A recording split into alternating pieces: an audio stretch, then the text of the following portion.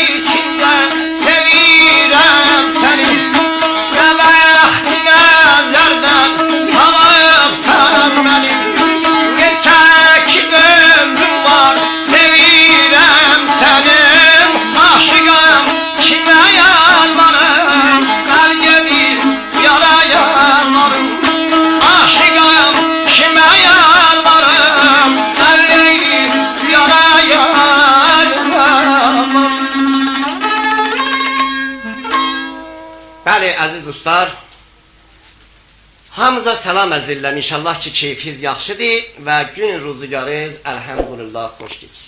Allahdan arzumuzdur ki, həmişə şadlıqla, səhət bədənlə, dilxoşluqla bu navarlardan istifadə eləyəsiniz inşallah. Mən də ki, Aşıqərə Pərənluyam xidmətinizdə, Balabanda Əxəvi Cəlal Pərənludur. Xoş. Daira çünki əvvəldən mən münavarlarımda olmayıb, gənə də saz və balabanla oxuruq xidmətinizə. Əlbəttə, neçə dənə navar Əsr-i Kərəm dastanından xidmətinizə ərz eləmişəm.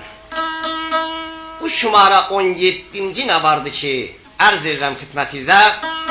Ümidvaram ki, şadlıqla qulaq asasaz. Əlbəttə, söhbətimiz o yerdə qalıb ki, Kərəm qəhvəçiyə qonaqdır. Qəhvəçinin evindədir.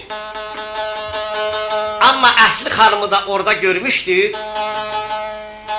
Sabahsına Qara Məlikin xəbəri oldu ki, Kərəm gəlib bu yerlərdədir. Gecə ilə yenə də qatırları tərsən allayıb, həmən yerdən bəli, köşk ilfətini çatıb gedir.